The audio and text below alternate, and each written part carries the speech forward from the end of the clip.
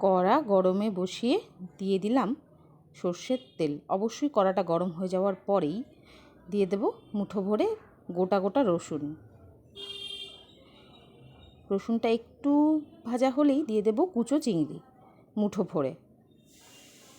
দিয়ে দেব আদা কুচি 1 চামচ মতো, ঝাল বুঝে কাঁচা লঙ্কা, কাঁচা পাকা লঙ্কা, পরিমাণ মতো নুন, হলুদ, এই দিয়ে এবার ভালো করে একটু ভেজে নেব। খুব কড়া করে ভাজার কোনো দরকার নেই, মোটামুটি একটু ভাজা হয়ে গেলেই আমরা নামিয়ে নেব। এবার সেই কড়াতেই, সেই চিংড়ি মাছ ভাজার কড়াতেই দিয়ে দেব পরিমাণ মতো তেল। আর দেখুন এখানে আমি পেঁয়াজ দুটো মিহি কুচি করে রেখেছিলাম, দুটো একটু বড় সাইজের পেঁয়াজকে এবার সেটাই দিয়ে নাড়তে থাকবো।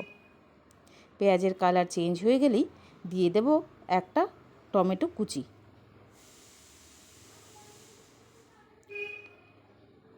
টমেটো কুচিটাও একটু নেড়ে নেব। ভাজা ভাজা হয়ে গেলে তেল ছাড়তে শুরু করলে ওই যে আমরা চিংড়ি মাছটা ভেজে রেখেছিলাম সেটা কিন্তু বেটে নিয়েছি, সেটা আমি বলতে ভুলে গেছিলাম। ওই বেটে রাখা চিংড়ি মাছটা এর মধ্যে দিয়ে দিলাম। এবার ভালো করে কষতে হবে, ভালো করে লাল লাল করে কষিয়ে নামিয়ে নেব। আপনারা চাইলে এখানে ধনেপাতা দিতেও পারেন, আবার নাও দিতে পারেন। দেখুন এটা হলো চাল কুমড়ো পাতা। আমি ঘন্টা দেড়েক আগে নুন জলে ভিজিয়ে রেখেছিলাম, তাতে চাল কুমড়ো পাতাটা নরমও হয়ে যাবে, সেই সঙ্গে চাল কুমড়ো পাতার যে একটা তিতকু ভাব আছে সেটাও কিন্তু বেরিয়ে যাবে।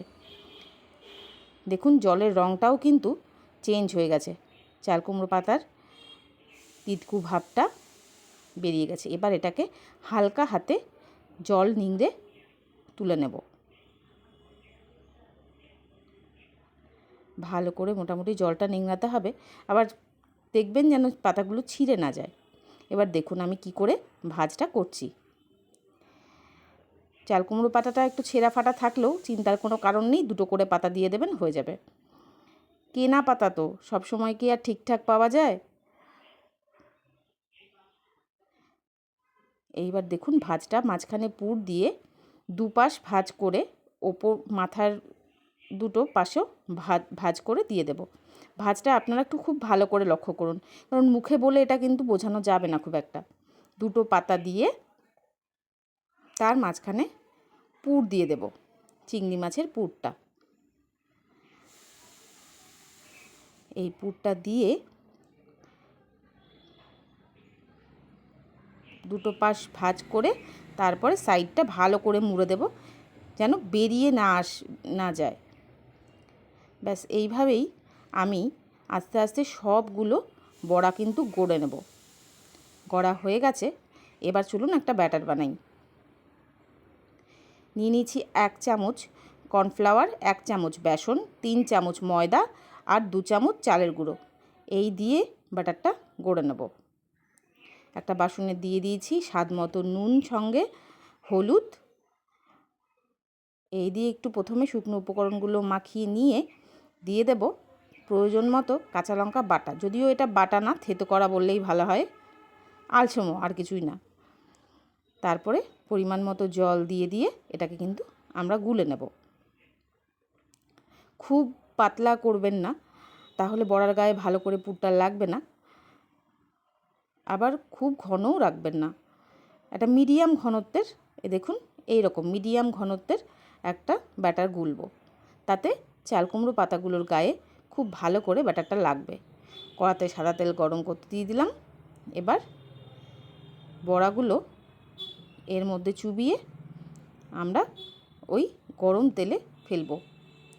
আঁচটা অবশ্যই মিডিয়ামে রাখবেন, তার কারণ ভেতরের পুরটা রান্না করা হলেও পাতাগুলো কিন্তু এখনও কাঁচাই আছে। সেই পাতাগুলো ঠিকঠাক মতো সেদ্ধ হওয়ার জন্য কিন্তু আমাদেরকে মিডিয়াম আঁচে এটা রান্না করতে হবে।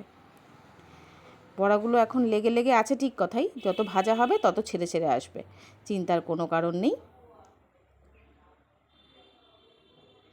এরকম হালকা আঁচেই, মিডিয়াম টু লো আঁচেই বড়াগুলো ভেজে ভেজে আমরা তুলে নেব। এই বড়াটা খেতে এত ভালো হয়, মানে আপনারা এই বড়াটুকু দিয়েই গরম গরম ভাত পুরো 1 থালা সাবার করে দিতে পারবেন, এত ভালো হয়। আর আমাদের বাড়ির সবাই এটা খুব ভালোবাসে। দেখুন পুরো গরম, ধরতেও অসুবিধা হচ্ছে। খুব সুন্দর হয়েছিল বড়াটা, এত ভালো হয়েছিল মানে জাস্ট ফাটাফাটি যাকে বলে, একদম এরকম বড়া দিয়ে পুরো ভাত খাওয়া হয়ে যায়। আর যাকেই করে খাওয়াবেন সেই আপনার প্রশংসায় কিন্তু পঞ্চমুখ হবেই হবে, কথা দিচ্ছি।